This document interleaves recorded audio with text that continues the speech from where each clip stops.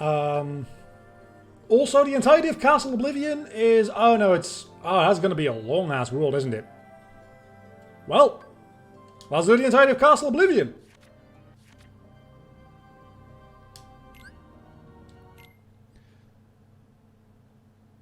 Though it was ported to the Switch as a Kingdom Hearts recap.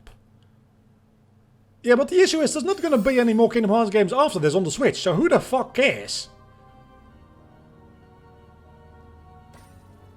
Like, just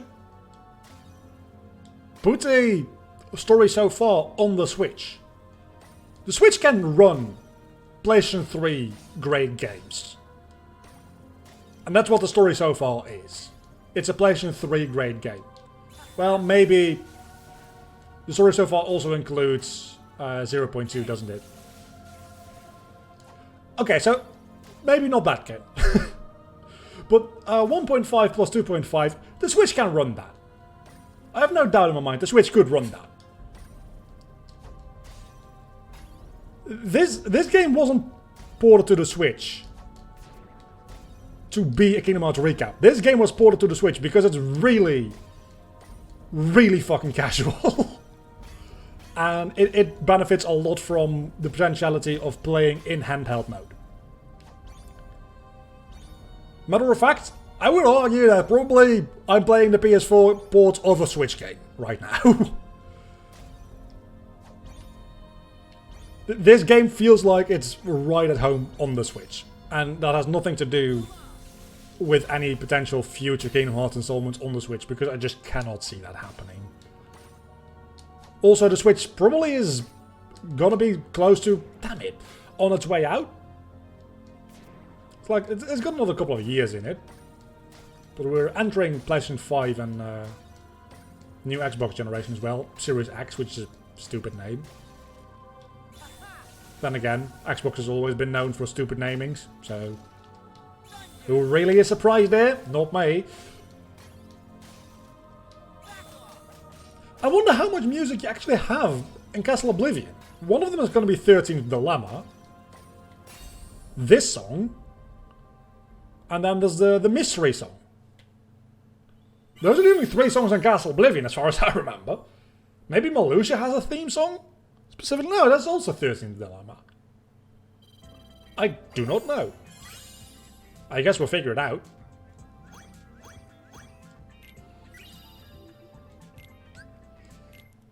Expects an upgraded version of the Switch instead of a new console. But that is, like... Are we gonna go full on new 3DS with that? Oh, we've also got Forgotten Challenge, that's right. Are we gonna go full on new 3DS with a upgraded Switch? Also, didn't they already upgrade the Switch if you get a Switch now? Doesn't it, like, come with, like, a better battery than the original Switch did? Something like that? And I think maybe not a better CPU, but a more efficient CPU? Something like that. I don't remember the details. I remember hearing something about that a while ago. And with a while ago, I mean, like, probably over a year at this point?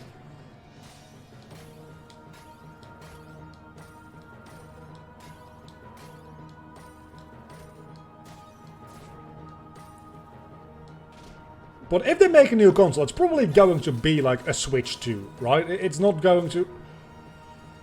We've said that about Nintendo before, but... I would very much like to... like, see the equivalence between the success of the DS and the fact that up until the Switch, they stuck with the DS model, but they still had, like, a DS Lite and then a DSi, which was a in-between generation, and then they had the 3DS. And I kind of feel like they are really... in the next, like, 3 years or so, they really need the 3DS version of the Switch. If that makes any sense. Like, a Switch that is better than the original Switch, but still just actually is a Switch. And, like, throw in a weird-ass gimmick because that sells stuff and differentiates it enough from a marketing perspective.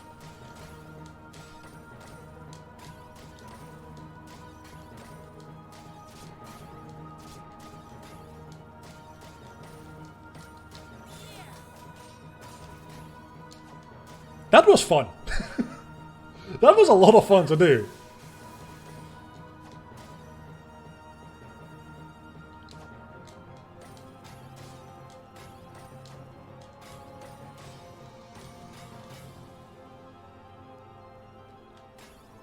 How long is... Oh, the song is literally over.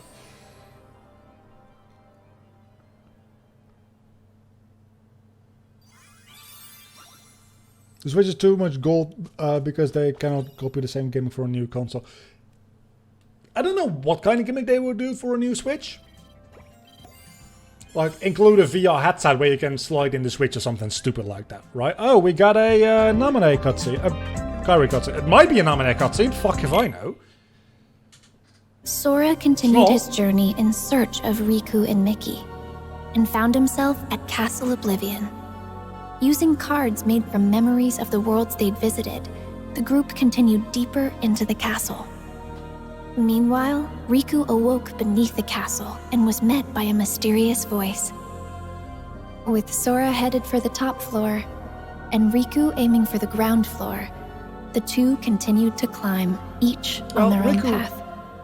Didn't aim for the ground floor, he woke up in the ground floor and made his way up to like the first floor, or like the ground. Oh, he aimed for the ground floor. Yeah, no, I was thinking aiming for the basement. He woke up in the basement, he aimed for the ground floor. Makes sense. No, I'm mistaken. I'm sorry. It's just English has a... Oh, hello, Axel, Roxas and Shion. Oh, Shion's boss theme is going to be a playable stage as well. That's going to be so much fun. Yeah, so now we're recapping a recap game. 13th Struggle. Okay, so this is the song that I was looking forward to. This is probably the best thing to come out of Chain of Memories. But okay, other than Axel. Let's be honest, Axel is a great something. Not a great somebody, though. Frankly, I probably prefer Axel over Lee, because Lee's only been in 3 so far, and... Again, didn't quite nail it there. Also, why is there Heartless in here related to the 1000 Heartless battle in Hospital Bastion? That doesn't make a huge amount of sense, but sure. That's actually a real tight timing. Oh, no, wrong button. See, even now I'm pressing wrong buttons. And there's only 2 buttons to press. Oh, because the song also plays during the 1000 Heartless battle. I just realized.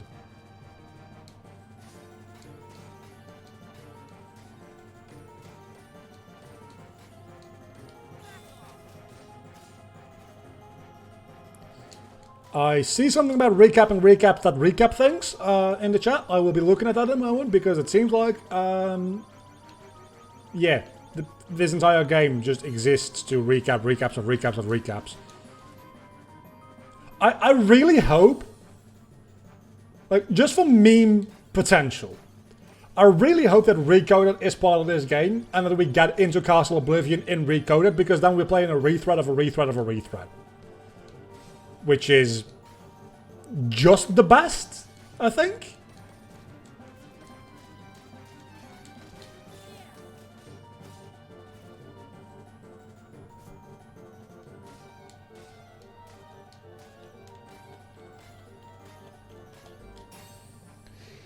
So when we release Recoded, if it exists in this game, recapping the recap, that recaps... Yeah, exactly. That's exactly what you said. Okay, so I came up with that somewhat independently of you.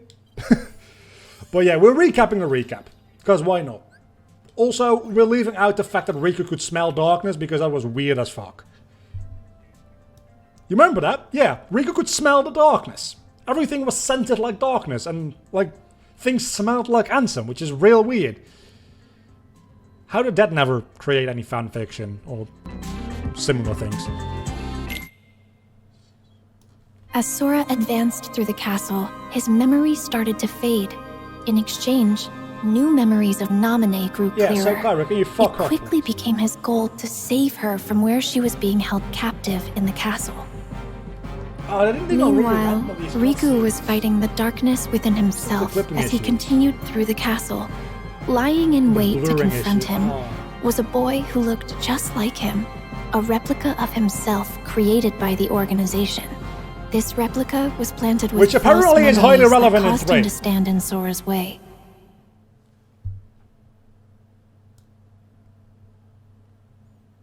Whoever would have thought that that was going to be relevant in 3? Well, to be fair, a lot of people did. But a lot of people also thought that Maleficent was going to be relevant in 3, and... no.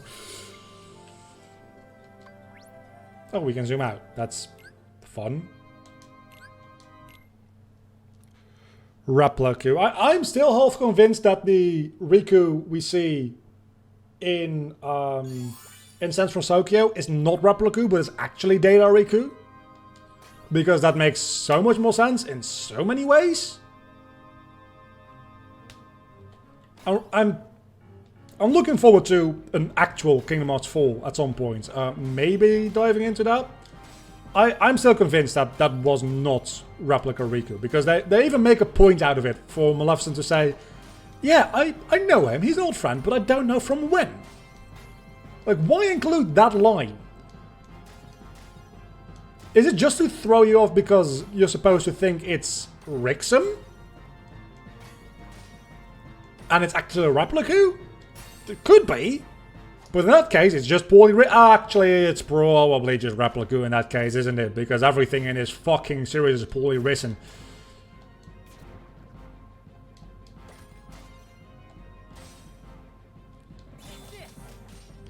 Yeah, there's too many versions of every character. The fact that there's a Replica and a Rexam and a Terranaut and a... the amount of Xehanauts is insane. And the amount of Soras is also insane, by the way. Even the amount of Kairis is stupid.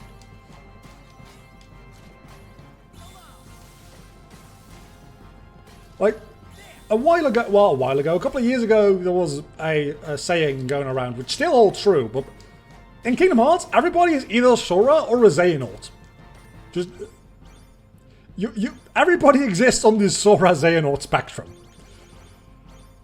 And that is depressingly true. Though, I guess at this point, we're going to change that for being on the Sora-Lushu spectrum, maybe? The Sora Master of Master spectrum? I don't know.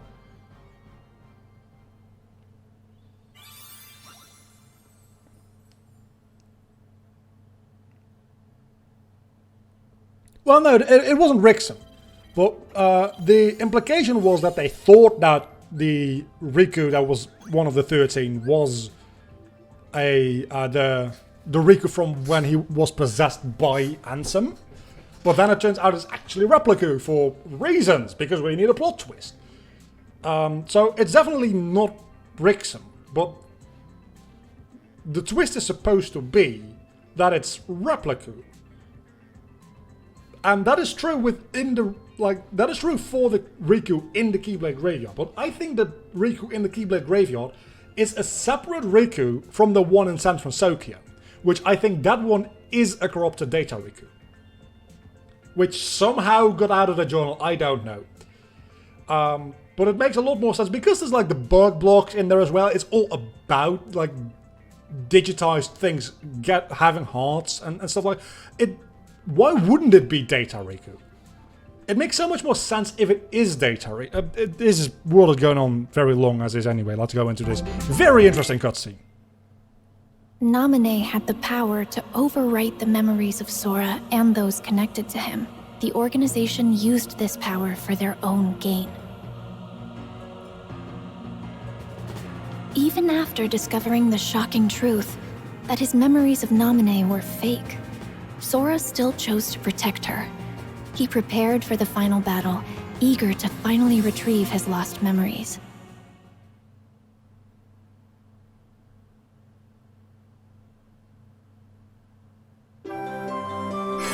One more music volume. One more in Castle Oblivion.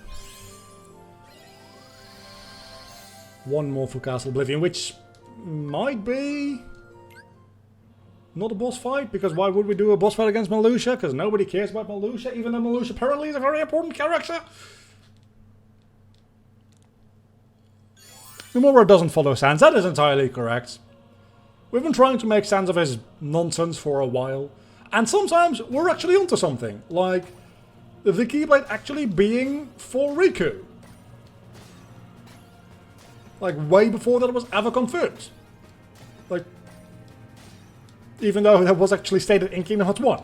We kind of forgot about it, and then it was reconfirmed in Dream Drop Distance. Or the Guardian actually being Terra. People were onto that. Way before. It was confirmed in Kingdom Hearts 3, and let's be honest, it was actually confirmed in Kingdom Hearts Dream Drop Distance with that moment between Riku and the Guardian. That was just straight up saying, yeah, this is Terra. That's when people started to catch on, but like a lot of people, including me, have been thinking that Terra is the Guardian since Kingdom Hearts Birth by Sleep, and even though you see both of them like side by side in the actual boss battle against Terra Xehanort as Aqua, I felt like Terra was like the Guardian was kind of like Terra's Heartless or something like that. That's what I felt anyway.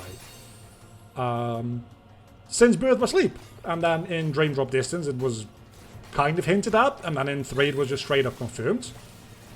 So sometimes Nomura does shit somewhat right, as far as like mysteries and then like a setup and a delivery. Sometimes he introduces time travel and fucks everything up. Which, lately, like over the last 5 or 6 years, it's been mostly the fucking up part and not the setup and delivery part. Then again, the last couple of years have mostly been delivery. And the setup, honestly, I like Union Cross, and that is a lot of setup and delivery. That is, those kind of like smaller mysteries is what Nomura is at least decently good at. And that's what Union Cross does very well. And I died because I wasn't paying attention.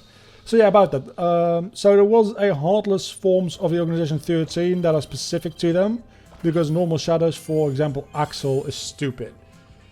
Yeah, I still do want an answer to that as well. I subscribe to the idea that the Heartless you fight at the end of the secret episode as Aqua in Birth by Sleep is actually Zigbar's Heartless. That feels fitting to me. But other than that, I don't think I can really link... It'd be an interesting video to make, actually. Seeing if we can link any boss Heartless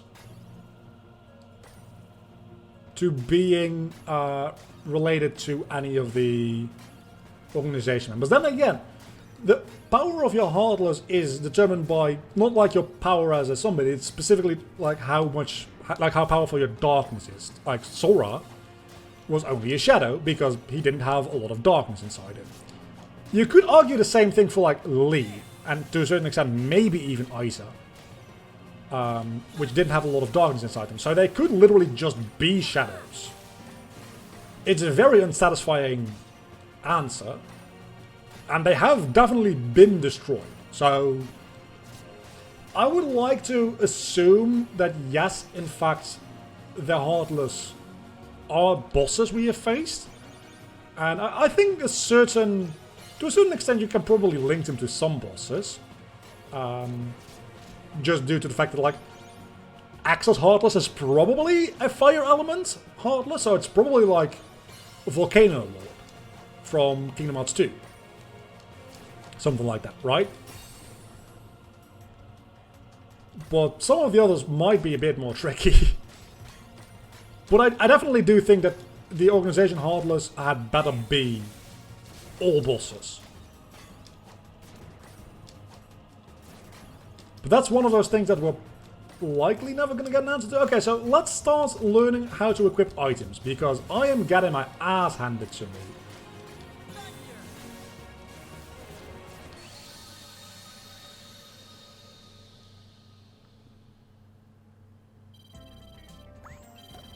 Union Cross is... Well, Union Cross in a vacuum is different from Union Cross in relation to the rest of Kingdom Hearts. That is correct. Though it's mostly going back to... let's see, do we have an inventory or anything? Because... like, items.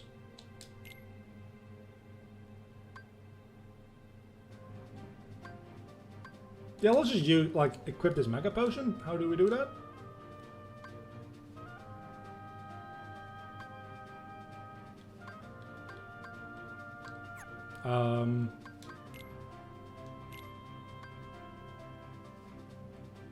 Oh, the teams level up individually. Because of course they do. Oh, that's not good.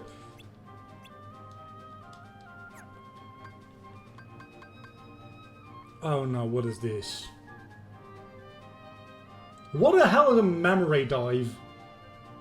Unlocks a nominate memory. We'll look into that after we finish Castle Oblivion. For now, I want to be able to equip items. How the fuck do I equip items? I have these items. How do I equip them?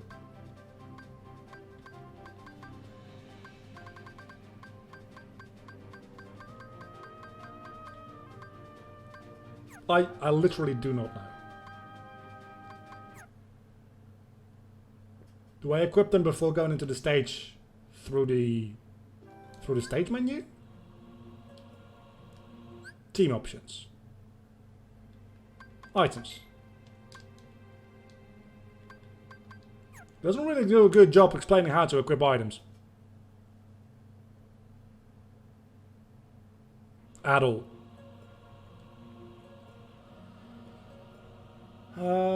Clear with 40% HP or more without items. That seems no. Oh, that's how you do it. Okay, so I can equip Mega Potions like that, and that pretty much is an instant win, because I've got 5 of them, and they heal me for 60% every time I get to 20% health, which seems kind of overpowered. This better give me a good reward, by the way.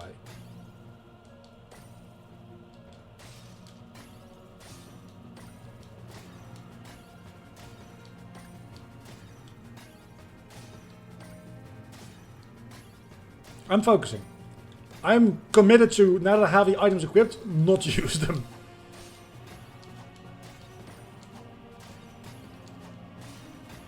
And so far that seems to be going fairly well.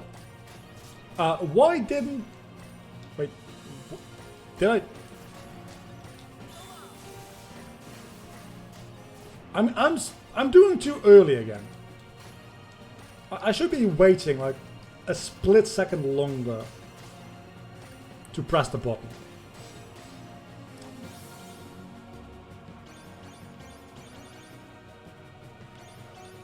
It's an issue I always have with rhythm games, to be honest, that I press too early. It's just something about the visual design doesn't quite resonate with me. It's a me issue, it's not the issue of the game. It's definitely on my end that it's a problem, because I always have this issue.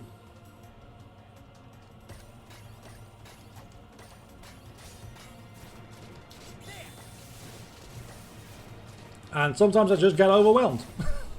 Like that.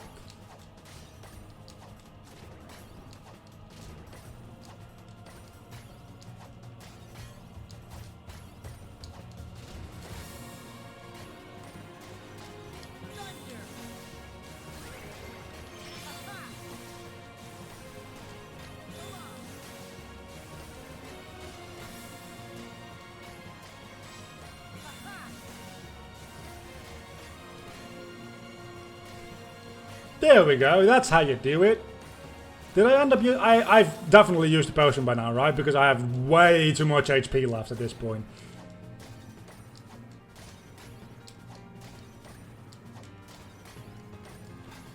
And that's that. I wonder how many potions I actually used it. Is it just one? Did I use 2? Did I use all 5? We shall never know. We could look at the items, but that would be no fun. That actually wasn't half bad, actually, as far as rankings go. Yeah, I did use an item. I got none of the missions, so make of that what you will. The battle at Castle Oblivion came to an end. To regain his memories, Sora would have to forget all about Naminé. He fell into a deep sleep, but not before leaving himself a reminder to thank her when he woke up. Meanwhile, Zexion decided that Riku had outlived his usefulness. From within a shroud of magic, Riku heard Namine.